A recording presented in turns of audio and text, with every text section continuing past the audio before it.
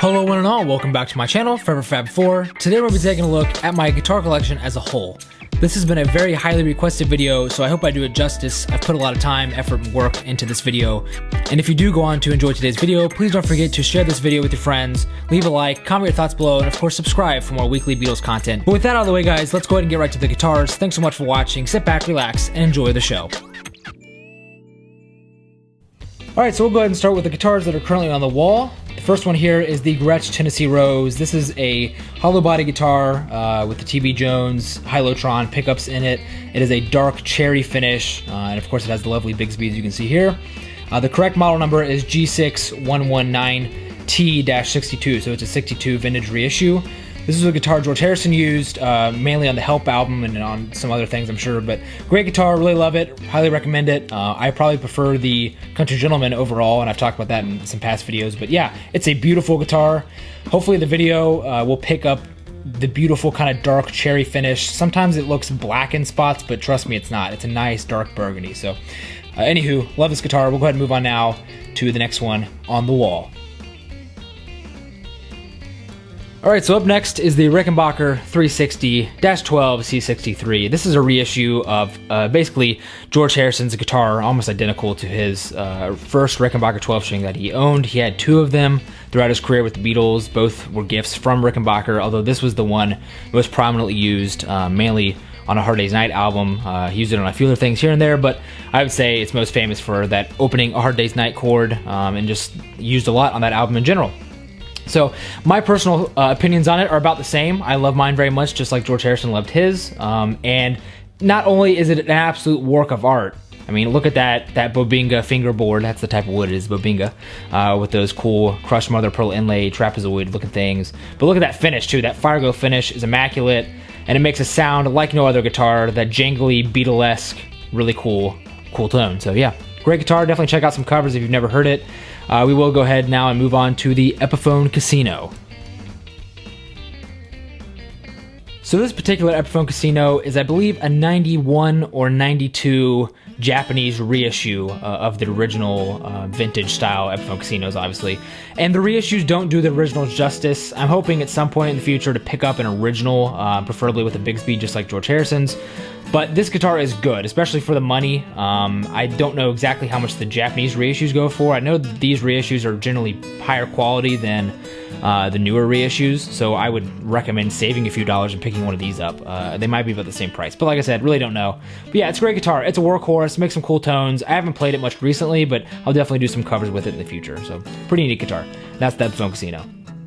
So now let's take a look at the 1963 Hofner violin bass. This is a bass guitar that I covered rather thoroughly in the unboxing video, so if you have not seen that video, I highly recommend you go and watch it after this video. It'll give you a lot of details and close-ups of the bass guitar, and if you'd like to hear some sound clips of this bass, go and check out my Vox Essex bass amp review. So for the sake of time, I won't cover it too much in this video, but I will let you know that this bass guitar is an absolute German masterpiece.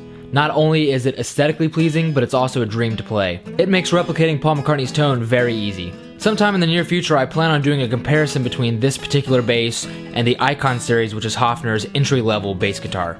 So we'll go ahead and stay with the Hofner theme and take a look at these three guitars sitting below the Rickenbacker currently, and we'll start out with the Hofner Icon bass in the middle. This is a fantastic bass for the money, and it was actually the very first bass guitar that I ever purchased. My only complaint with this bass guitar is really just its aesthetics. I wish they would have made an effort to make it look a little more like the contemporary model, but with all things considered, I still think it's a fantastic bass for the money, and it punches above its weight class compared to other imported bass guitars of the same price range. So now let's take a look at this Mitchell 12-string acoustic guitar.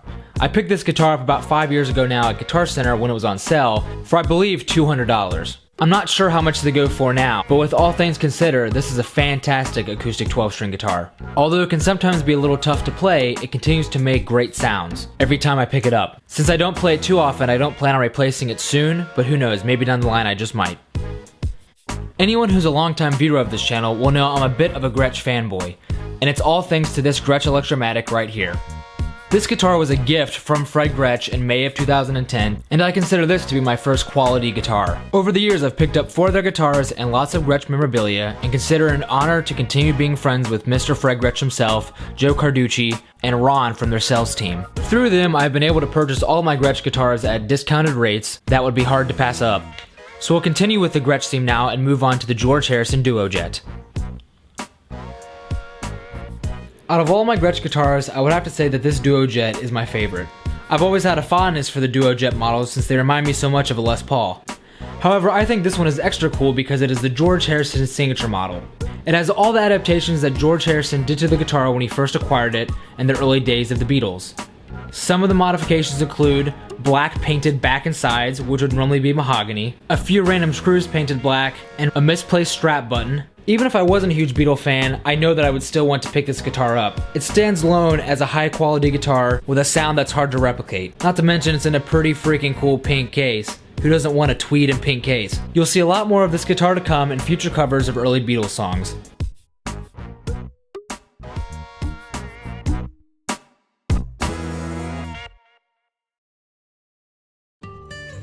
So for our last Gretsch guitar of the day, we're going to be taking a look at the Chet Atkins Country Gentleman. This is of course the model that George Harrison used during the Ed Sullivan performances, and I might argue that it was the Gretsch that he most used throughout his time with the Beatles, but that's really just opinion. I don't have any facts right now to back that up. He did have two of them, and there was basically no difference between the two. The only difference was the mutes that you see. One had a dual mutes, so it would mute the top three strings and the bottom three strings, and the other one had a singular mute, which would mute all the strings. And as to my knowledge, he never used those, but I'm sure he'll correct me in the comments if I'm wrong. I think this is one of the all-time great Gretsch guitars. Really, my only complaint about it is the gold-plated hardware, which in the modern recreations and really the old ones, they don't plate very heavily.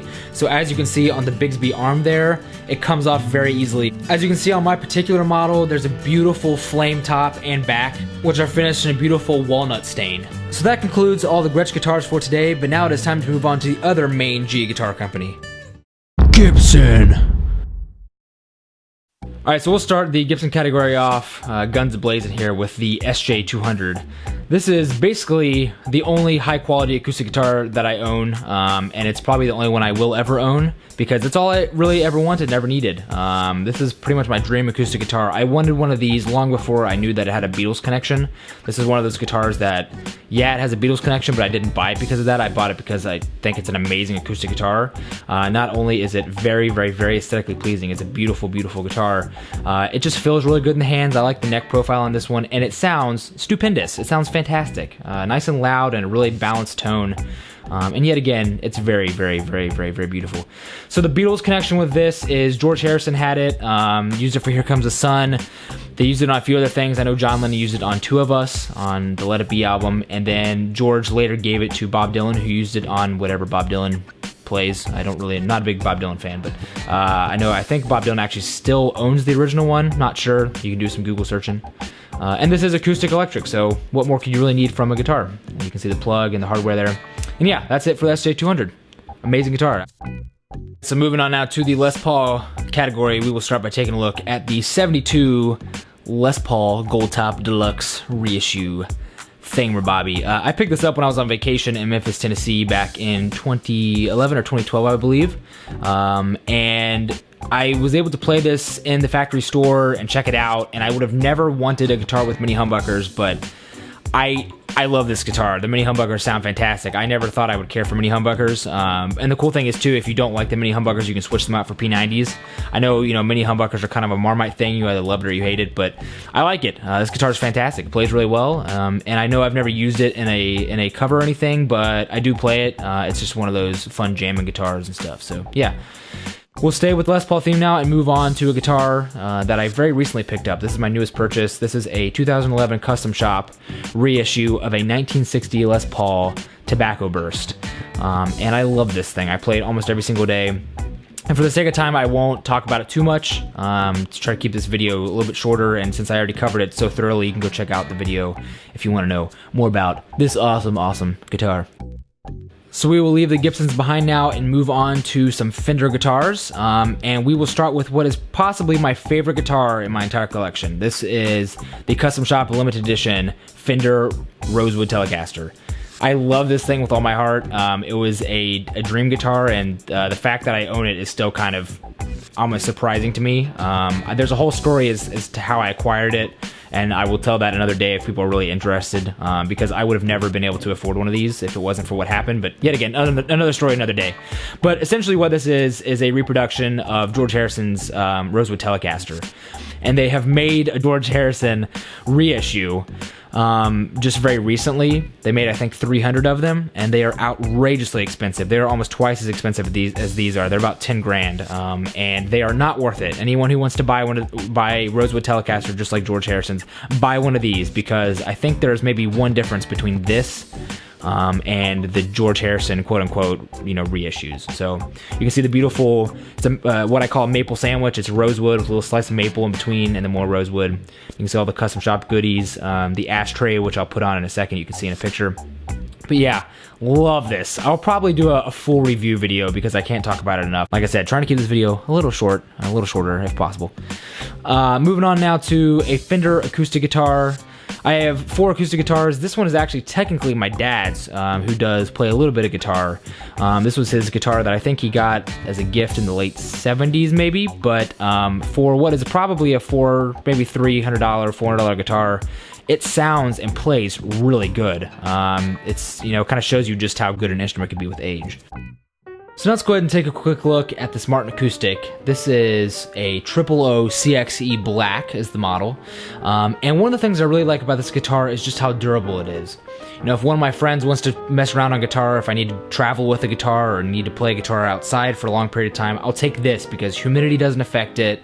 If you spill something on it, you can wipe it off. It's a very durable guitar, yet it's still a Martin at the end of the day, so it sounds like a Martin and it plays like a Martin, and it's an acoustic electric. So I give this guitar a thumbs up, especially if you can find one for the price I did on the used market.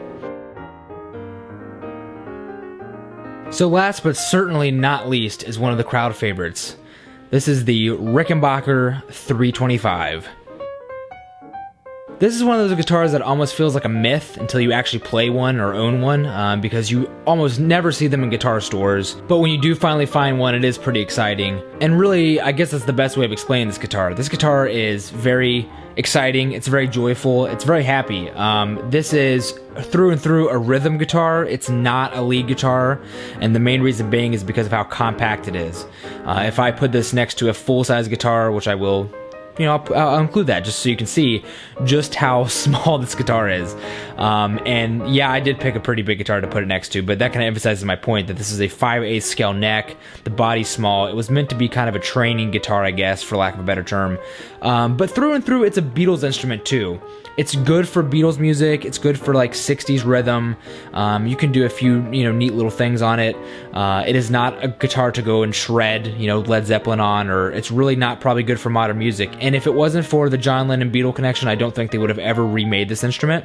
And honestly, I'm not sure if I would have owned one if it wasn't for the Beatles connection.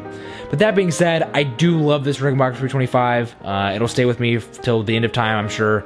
And if you ever get the chance to mess around with one, I highly recommend that you do, because they are fun little instruments. So believe it or not, we have just about reached the end of the guitar collection video. I do have 4 or 5 other guitars that I didn't include in this video that are basically not really worth mentioning. Some little, one of them's like a family heirloom, and other ones are like, one of them I picked up at a thrift shop for like $90. Another one was the little red Stratocaster you see. It was my very first very first electric guitar I ever had, and I just kind of keep them for nostalgic purposes. I would never attempt to play them again, but it would be wrong for me to not mention them at all. So really, I guess that is it for today's video. This is essentially my entire guitar collection in its current state, and I'm sure a few years down the line we'll be back to do another one of these with some more guitars. But until then, thank you so much for watching this video. I hope you did enjoy it. Don't forget to share it with your friends. Don't forget to subscribe for more weekly content. Comment your thoughts below, and hopefully, I pray that you will click the like button, because, excuse my French, this video was a pain in the ass to edit. I kind of go above and beyond when I edit something like this, especially a video that a lot of people had built up. So I wanted to do it justice and really take the time, a few days worth of editing time to put a 14-minute video together. So with that being said, thank you so much again for watching. Don't forget to comment, rate, a thumbs up, and subscribe for more weekly Beatles content. And I will see you very soon. This is Matthew signing out. Stay classy, America. Bye-bye.